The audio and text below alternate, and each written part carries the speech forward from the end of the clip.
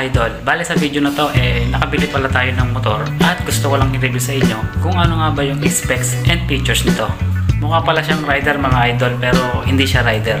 Kaya alamin natin sa video na to kung ano nga bang motor yung nabili ko at kung ano nga bang brand nito. Siyempre bago natin simulan itong video na to, pakisubscribe muna ng channel ko. Pakihit na rin ang notification bell para lagi kang updated sa mga video ko. Mag-comment ka na rin siyempre kung ano nga ba yung masasabi mo at pakishare na rin ang video ko.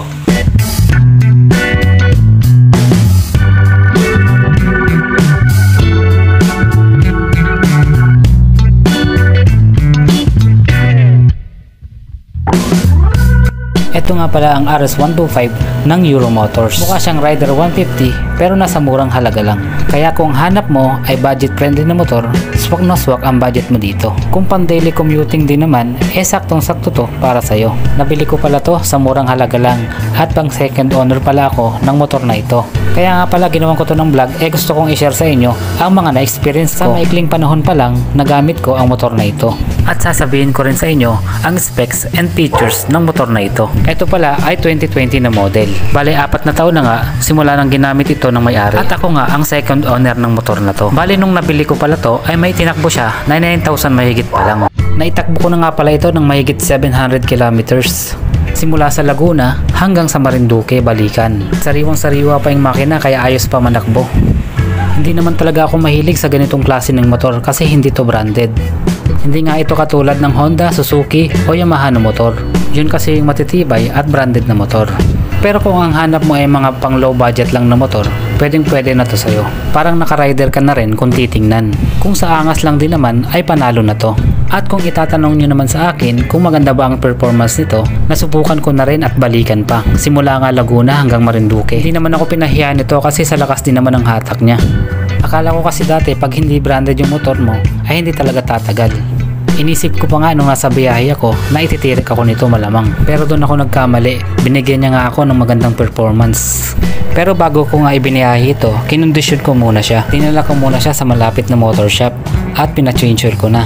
Nalaman ko kasi na hindi na ito masyadong inaasikaso ng may-ari.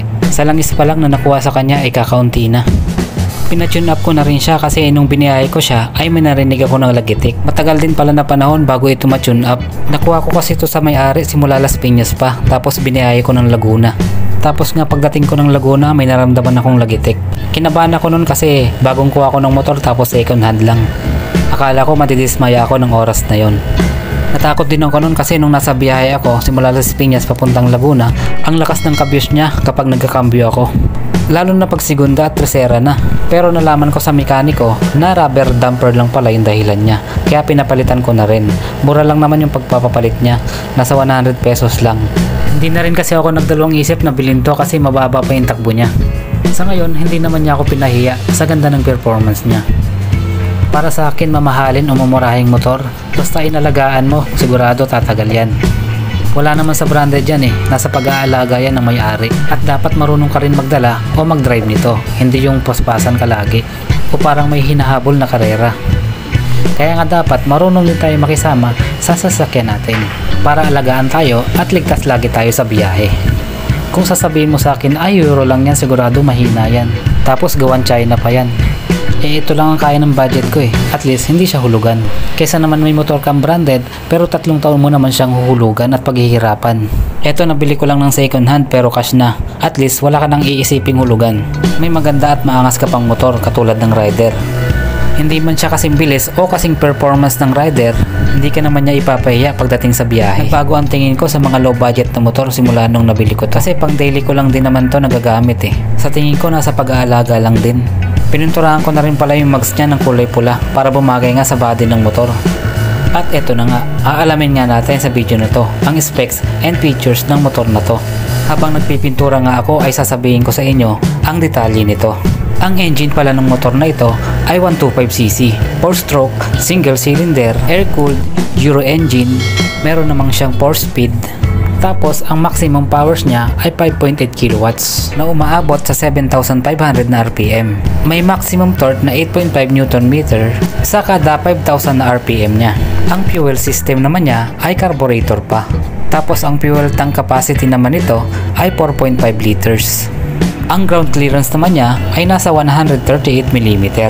At ang bigat naman niya ay umaabot sa 94 kilograms. Ang front brake naman niya ay naka-disc brake na. Ang likuran naman ay naka-drum brake pa. Nabili ko pala to sa dating may-ari ng 17,500 pesos. Tapos mabibili mo naman to ng brand new na nagkakahalaga naman ng 50,000 pesos. Para sa akin lang naman mga idol, hindi na rin ako talo sa presyo na binigay sa akin. Sulit na rin kasi proven and tested na.